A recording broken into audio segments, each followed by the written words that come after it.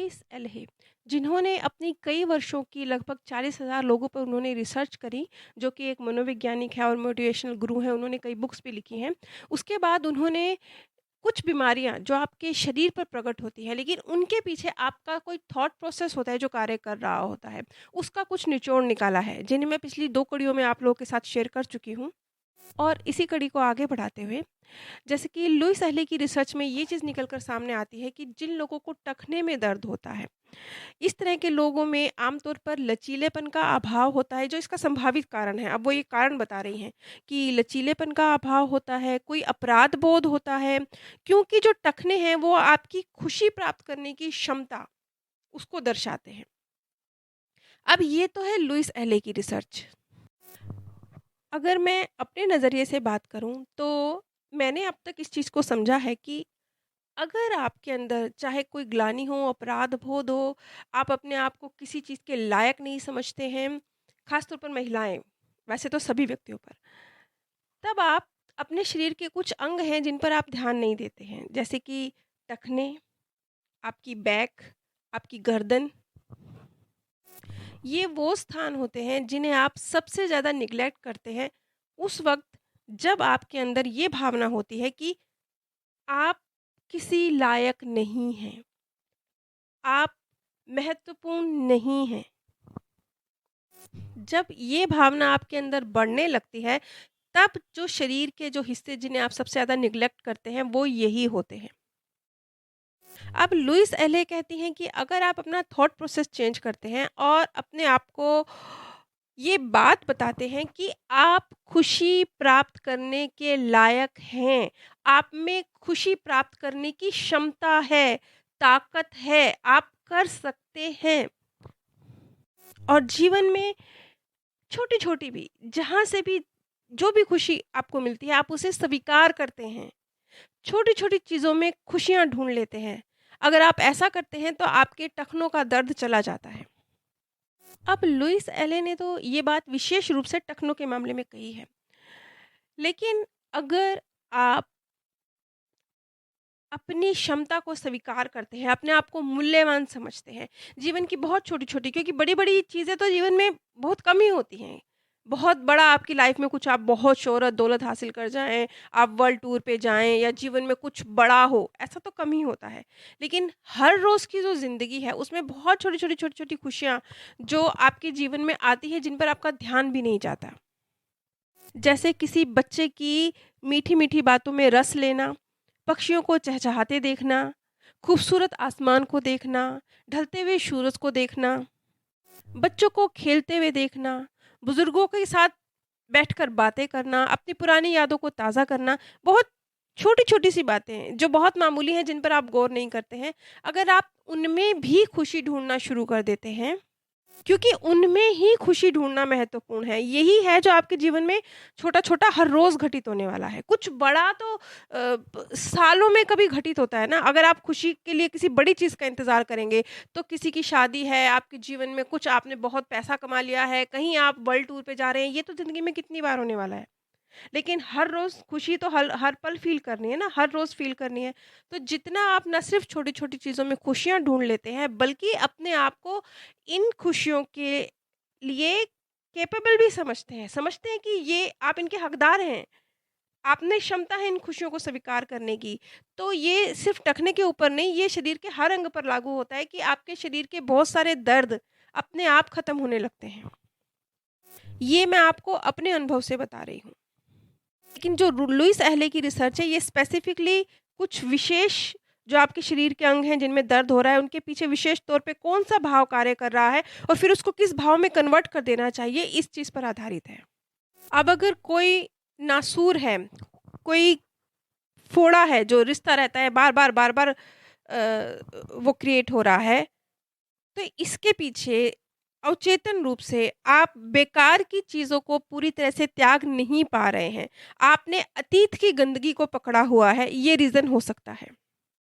अब इस चीज़ को तो छोड़िए, आप थोड़ा-सा इस चीज़ को साधारणतया समझिए। आप देखिए कि अगर कोई पुरानी बात, कोई बचपन का आपका दर्द है, कुछ जब आप 8-10 साल के थे, कुछ आपके साथ हुआ था, आपके साथ कुछ दर्द है उस वक़्त का।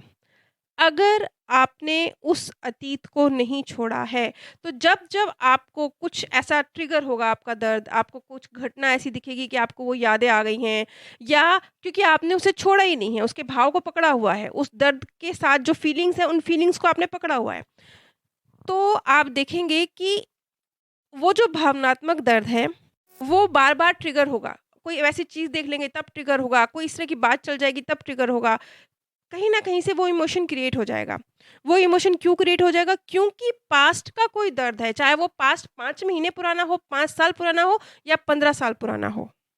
अब आप ध्यान से देखेंगे तो आप पाएँगे कि वो जो अतीत का दर्द है, वो भी तो नासूर ही है। वो नासूर ही तो है, वो रिश्ता ही तो है, वो फोड़ा ही तो है, बार-बार रिस रहा है। फ़र्क सिर्फ़ इतना है कि वो आपके मन के अंदर रिस रहा है।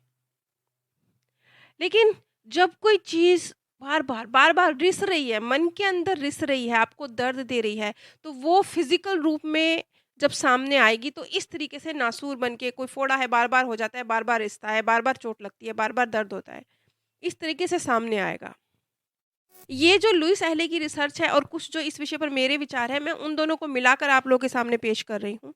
लेकिन जो लुईस एहले की रिसर्च है, मैंने उसे अलग रखा है।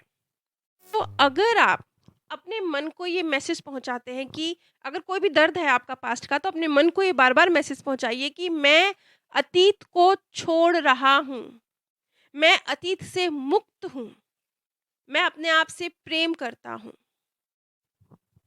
जितना ज़्यादा आप अपने अंदर इस थॉट प्रोसेस को क्रिएट करेंगे, उतना ज़्यादा जो आपका नासूर है, ना सिर्फ फिज़िकली वो हील होगा, बल्कि इमोशनली भी जो नासूर आपके अंदर बार-बार कोई गलत या ट्रिगर होने से क्रिएट हो रहा है, वो भी हील होगा। अब देखिए अध्यात्म में तो ये बात पता नहीं कब से हमें कही गई है, बार-बार आपने अनेक बार अनेकों गुरुओं के मुँह से सुना होगा कि भूतकाल को छोड़ दीजिए। आपने सुना होगा, वर्तमान में जिएँ। लेकिन अब लुईस एहले ऐसे लोग हैं जिन्होंने रिसर्च करी तो उन्हें समझ में भी आया कि हाँ, किस तरीके से अतीत के दर्द आपको परेशान कर सकते हैं फिज़िकली भी। पर यहाँ मैं आप लोगों के साथ एक अपना अनुभव भी शेयर करना चाहूँगी, ये मेरे जीवन का अनुभव है कि जैसे मैं अपने बचपन की बात करती हूँ, तो मुझे मेरी टीचर से, मेरी फ्रेंड्स से जीवन में बहुत अप्रिशिएट किया गया। उनकी तरफ से मुझे बहुत मेरी हौसला अफ़ज़ाई हुई। क्योंकि मैं पढ़ाई में अच्छी थी तो मुझे तारीफ़ मिला करती थी। तो वो जो मेरा एक स्कूल का टाइम पीरियड था, जिसने मेरे अंदर एक सकारात्मक ऊर्जा को बहुत ज़्यादा भरा, एक हौसले को बहुत ज़्यादा भरा, मैं कर सकती हूँ, इस क्षमता को बहुत ज़्यादा भरा। तो स्कूल से बाहर निकलने के बाद जीवन में जब मुश्किलें भी आईं, दिक्कतें भी आईं, तब मुझे वो वाला जो मेरा बचपन का थॉट प्रोसेस था, जो मेरी टीचर्स ने जो मेरी सहेलियाँ थी, उन्होंने मेरे दिमाग में भरा था कि मैं कैपेबल हूँ, मैं कर सकती हूँ, मुझ में क्षमता है। जो उस वक़्त मेरी हौसला अफ़ज़ाई की गई थी, वो जीवन के आज तक के दौर में, आज तक भी जब जीवन में मुश्किल आती है, तो मेरी वो यादें ट्रिगर हो जाती हैं और मेरे अंदर हौसला भर जाता है कि नहीं मैं कर लूँगी। ये मैं आपको अपना अनुभव बता रही हूँ और ये मैं क्यों बता रही हूँ? ये मैं इसलिए बता रही हूँ कि ठीक है, वर्तमान को छोड़ देना वो अतीत को छोड़ देना चाहिए।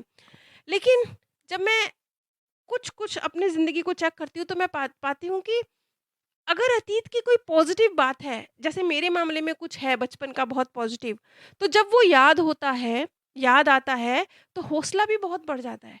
तो अगर अतीत की कोई ऐसी याद है, जो बहुत खूबसूरत है, आपके अंदर हौसला भर देती है, आपके अंदर ताकत भर देती है, आपको हिम्मत दे देती है, तो वो चाहे आप अपने साथ रखिए। लेकिन सिर्फ़ वो यादें जिनके साथ आपकी पॉज़िटिव फीलिंग्स अटैच हैं, सिर्फ़ वो। और इसमें भी एक सीमा है, वो सीमा एक संतुलन रखना पड़ेगा यहाँ पर भी। संतुलन ये रखना पड़ेगा कि अतीत की कोई ऐसी बात जो आप जिसमें आप बेहतर थे और वर्तमान में अगर आप उसमें बेहतर नहीं कर पा रहे हैं, तो इस तरीके से उन दोनों की अपनी कंडीशनिंग मत कीजिएगा, उन दोनों घटनाओं की कंडीशनिंग मत कीजिएगा कि आपके अंदर दुःख क्रिएट हो कि मैं पास्ट में तो बेहतर था, मैं वर्तमान में बेहतर नहीं हूँ। अगर कंडीशनिंग करनी ही है फीलिंग्स की तो इस तरीके से कीजिएगा कि जो अतीत की खूबसूरत याद है, जो आपकी पॉजिटिव फीलिंग से कनेक्टेड है, वो आपके अंदर सिर्फ़ पॉजिटिव फीलिंग्स को ही ट्रिगर करे। ये जो एक छोटी-सी सीरीज़ चल रही है जिसमें किस तरीके से शरीर के ऊपर बीमारियाँ प्रकट होती हैं, ये जानकारी मैं आपको न सिर्फ़ लुइस एहले के जो रिसर्च है उसके द्वारा कुछ एक जो मेरे जीवन के अनुभव हैं उनके आधार पर दे रही हूँ। नीचे डिस्क्रिप्शन बॉक्स में मैंने आप सभी के साथ अपने सेकंड चैनल का लिंक शेयर किया है। इन दोनों चैनल्स पर ही मृत्यु के बाद की दुनिया के संबंध में जो लोगों के सत्य अनुभव हैं, जो लोगों की सत्य जो घटनाएँ घटी हैं, उनके आधार पर जानकारी प्रस्तुत की जाती है। आप सभी पर परमात्म सौंदर्य, प्रेम और आनंद सदैव बरसता रहे। आप सभी दिव्य परम धाम में स्थान प्राप्त करें।